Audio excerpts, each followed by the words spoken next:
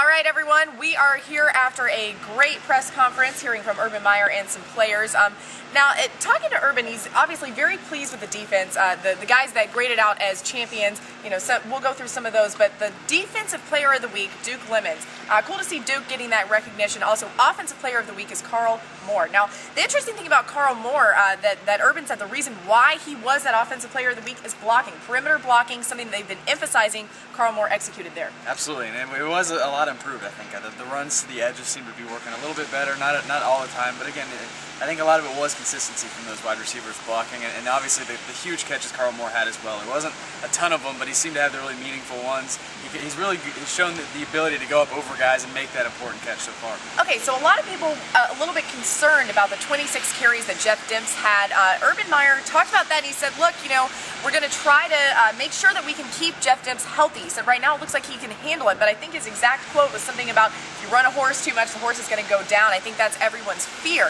He said they're still trying to get Moody healthy. So this has been a 3-year saga here with Moody with his health, and so he's got a thigh bruise right now, I believe, and maybe a knee issue or something like that. So they're going to keep trying to work on that. Until then, I think you can expect to see Demps with a lot of carries. Exactly, and because they don't want to throw Mac Brown in there, especially on the road at Tennessee like that. They don't want that to be his first meaningful experience. I think Gillislee's another guy they have to get more involved in, and it looked like that kind of started to happen. Moody only got a couple of those carries, so until he's healthy, you have to have another guy you can go to.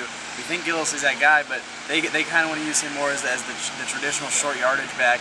I think they've got to start expanding that role a little bit starting this weekend. Yeah, they said they really rely on Gillislee to be their special teams ace, and you know how important special teams is to Urban Meyer. I think he doesn't want to risk losing a guy that is so productive on special teams to some sort of injury or to too many carries at that running back position. So something that they got to work out there, I think, because that's just a little iffy. Now, as far as John Brantley's performance and the offense as a whole, Urban said, look, okay, they've been improving these first few games here, but in 2 weeks, if we're looking at the same offense, he's not going to be happy. And I think that is a key to think about here because, if they continue to improve as much as we've seen them improve from the first Miami of Ohio game, where the snaps were bad and everything seemed to go a little bit wrong there, that could be a dramatic improvement before Florida faces Alabama. But if they do stay stagnant where they are now, Urban's not going to be happy, and I think a lot of people won't be happy. Absolutely. And going back to those snaps, that's something that John Brantley said was his fault. He took ownership for that and said that he probably rushed the play too much, saw the play clock was down really low, and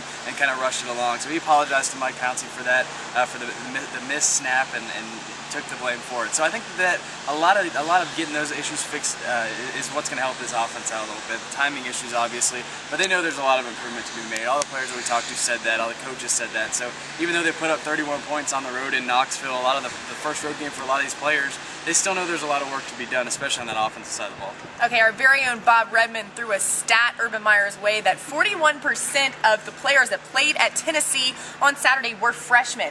Urban said he was a little taken back by that, and he said, whoa, I can't believe it's that many, but it really is. And he said that some of these guys are really coming on strong. Darren Kitchens was a name that he said we'll hear a lot more from.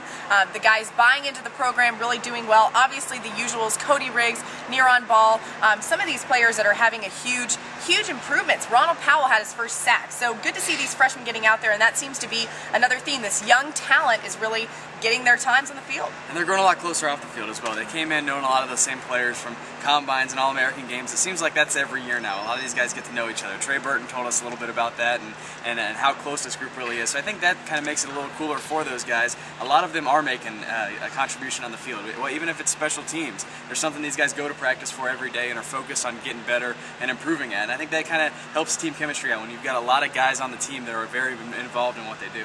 Okay, Jeremy Brown talked a little bit about the bigger receivers that they will face in Kentucky. Now, that will be something that is going to be an issue for him. He's a little bit smaller, but he said, look, I'm going to do everything I can to use my technique to make these tackles and to hopefully get some interceptions. Obviously, he had a huge missed opportunity in the Tennessee game, but then kind of made up for that with an interception, and he said that they're going to continue working on film this week. That's going to be huge for them because, as Urban Meyer said, they think that this Kentucky offense is the best one they've faced so far in 2010. It all starts with Randall Cobb. He's the main playmaker for him. Everybody knows that. But Derek Locke, I think, is a really underrated running back. People don't really talk about him. He's got 5 touchdowns already through 3 games.